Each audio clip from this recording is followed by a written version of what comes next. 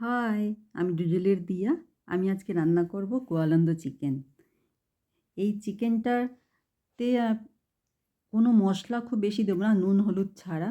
পেঁয়াজ, রসুন কুচি আর তোমার আদা গ্রেট করা, কাঁচা লঙ্কা এইসব নুন দিয়ে, শুকনো লঙ্কার গুঁড়ো আর হলুদ গুঁড়ো, তেল দিয়ে মাখিয়ে নেব ভালো করে।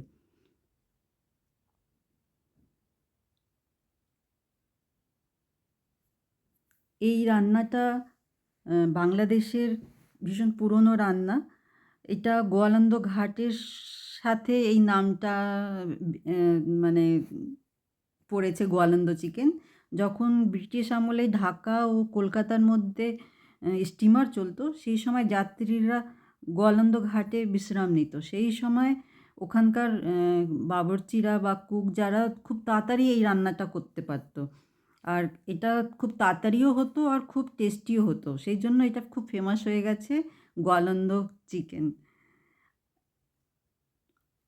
এটায় গরম মশলা টশলা পড়ে না। নিজের একটা মাংসের নিজের একটা টেস্ট থেকে যায়। আর খুব তাড়াতাড়ি রান্না হয় আর খুবই সহজ রান্নাটা। তা আমি দেখো সব কিছু মিশিয়ে ভালো করে মাখিয়ে নিলাম।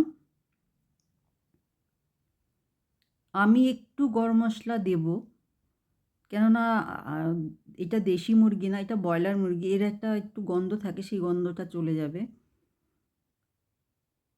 তোমরা চাইলে নাও দিতে পারো।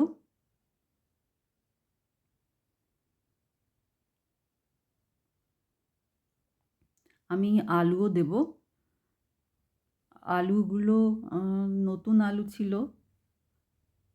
তো খোসা শুদ্ধ আলুই আমি দিলাম। একটু নুন হলুদ দিয়ে আমি এই আলুটাকে ভাজবো। গ্যাসের ফ্লেম মিডিয়াম রেখে ভাজবো, যাতে আলুটা সিদ্ধ হয়ে যায়। মাঝে ঢেকেও দেবো।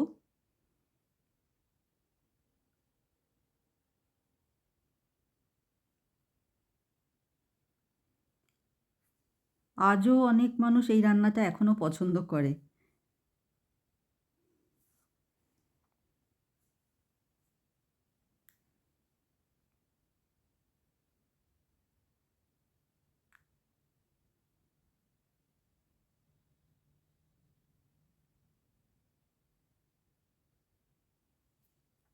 আলুটা ভাজা হয়ে গেছে, আমি তুলে নেব আলুটা।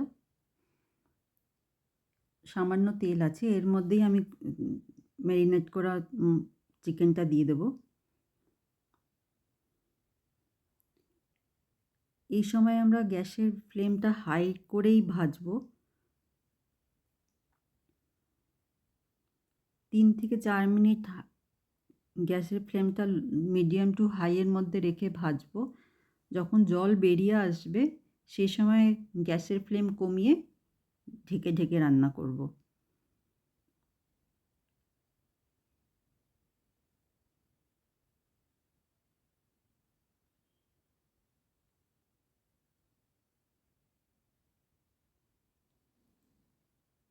মাংসটা যখন 70% মতন কুক হয়ে যাবে, সেই সময় আমি ভাজা আলুটা এর মধ্যে দিয়ে দেব।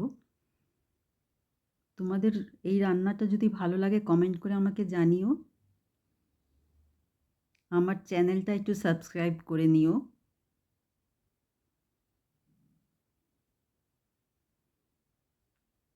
আলুগুলো দিয়ে ভালো করে সব কিছু মিশিয়ে নেব।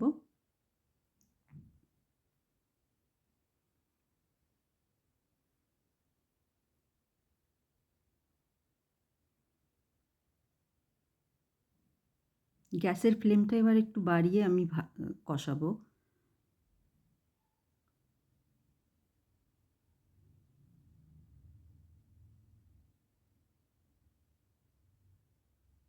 আলুও মোটামুটি সিদ্ধ হয়ে এসছে। যখন মশলা থেকে তেল ছেড়ে আসবে, সেই সময় আমি গরম জল দিয়ে দেবো।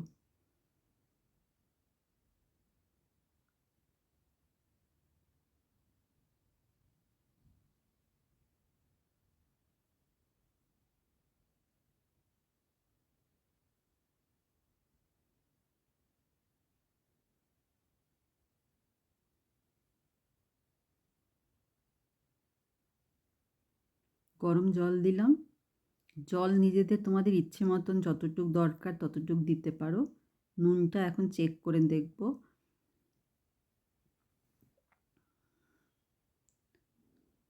প্রায় হয়েই এসছে। আবার আরেকটা নতুন রান্না নিয়ে তোমাদের সাথে দেখা হবে। Tata, thank you.